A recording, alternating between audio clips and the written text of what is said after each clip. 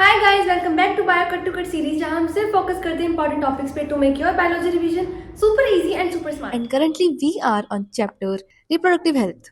इसके हम 3 important topics को कवर कर चुके हैं। फॉर एग्जांपल एमनियोसेंटेसिस को from this beautiful diagram, contraception types जहाँ पे हमने इसकी हर एक कैटेगरी देखी, each one of them, then MTP and एसटीआईज।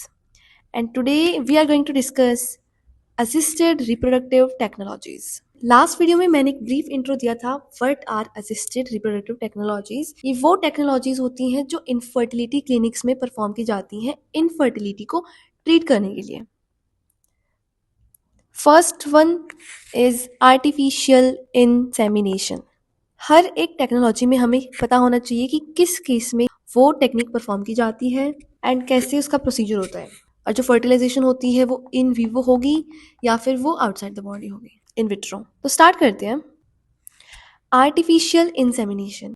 देखो, जब male partner is unable to inseminate female partner, काफ़ी रीजन हो सकते हैं। या तो इजैकुलेशन में प्रॉब्लम है, पेनिस जो है it is not functioning properly, जैसे कि बहुत ही लो स्पर्म काउंट है।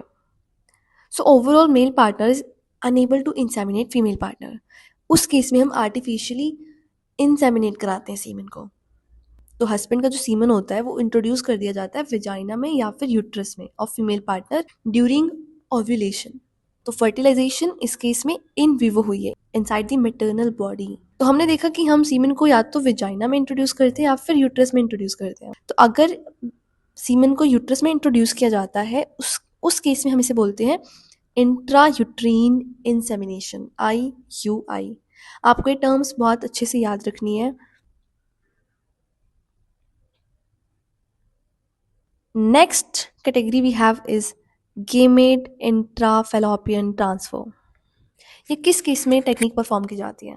When a woman can't produce ovum, किसी भी जेनेटिक डिसऑर्डर की वजह से she is not able to produce ovum. उसकी जो फेलोपियन ट्यूब है और उसका जो यूट्रस है वो एकदम हेल्दी कंडीशन में है, लेकिन प्रॉब्लम क्या है? She can't produce ovum. उस केस में क्या करते हैं? एक हेल्दी डोनर से ओव्यूम जो है वो लिया जाता है एंड उसको फेलोपियन ट्यूब में इंट्रोड्यूस कर दिया जाता है। तो इस केस में भी fertilisation is taking place inside the body. तो हमने क्या किया इस प्रोसेस में? ओवरऑल जो फीमेल गेमेट है, ओव्यूम, उसको ट्रांसफर किया है फीमेल पार्टनर में और सीमेन को आर्टिफिशियली इंसेमिनेशन से इंट्रोड्यूस किया गया है एंड फर्दर प्रेगनेंसी जो है वो नेचुरली होती है। तो ये थी गेमेट इंट्राफेलोपियन ट्रांसफर, GIFT। इनकी फुल फॉर्म्स याद रखना, किस केस में कौन सी टेक्निक परफॉर्म होगी वो याद रखना। And trust me, this is very important topic, तो एंड तक जरूर देखना। नेक्स्ट टेक्नोलॉजी है इन विट्रो फर्टिलाइजेशन। ये किस केस में होती है? जब फीमेल पार्टनर की फेलोपियन ट्यूब ब्लॉक होती है। जो फर्टिलाइजेशन होती है that is carried out outside the female maternal body, test tube के अंदर। इस प्रोसेस में क्या होता है? जो फीमेल पार्टनर होती है उसको LH एंड FSH के इंजेक्शन दिए जाते हैं ताकि मल्टीपल फॉलिकल्स जो है वो ग्रो करें। फिर उनको कलेक्ट कर लिया जाता है एंड सीमन को प्रोसेस करके लैब में इनका फ्यूजन कराया जाता है, फर्टिलाइजेशन होती है। तो टेस्ट ट्यूब में हम वही कंडीशंस को मेंटेन रखते हैं जैसी फेलोपियन ट्यूब में होती है। एंड फिर वेट किया जाता है, जब एम्ब्रियो बन जाता है उस एम्ब्रियो को ट्रांसफर कर दिया जाता है। इसे बोलते हैं IVFET, in vitro fertilisation embryo transfer. अब देखो, दो केस हो सकते हैं। या तो हम अर्ली एम्ब्रियो को ट्रांसफर करें। अगर अर्ली एम्ब्रियो है अप टू 8 ब्लास्टोमीर्स, उसका ट्रांसफर होगा फेलोपियन ट्यूब में। इसको बोलेंगे हम ZIFT, zygote intrafallopian transfer.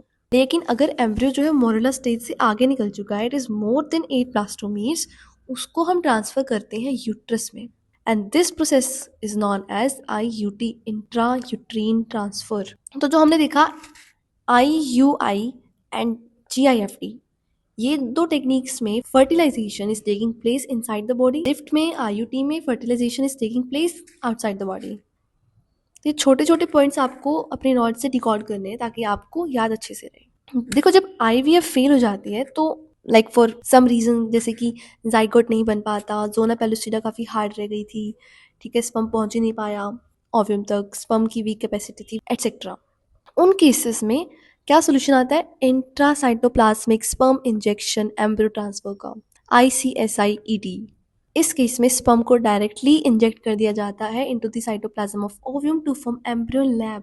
Fertilisation is taking place outside the body. ये technique is somehow like the advanced version of in vitro fertilization. इसमें हमें एक स्पेशल माइक्रोस्कोप की नीड होती है टू इंजेक्ट स्पर्म। और इसी के साथ हमने इस चैप्टर के सारे इंपॉर्टेंट टॉपिक्स को कवर कर लिया है। मिलते हैं नेक्स्ट वीडियो में नेक्स्ट चैप्टर के इंपॉर्टेंट टॉपिक के साथ। So stay tune and don't forget to subscribe the channel. Okay bye.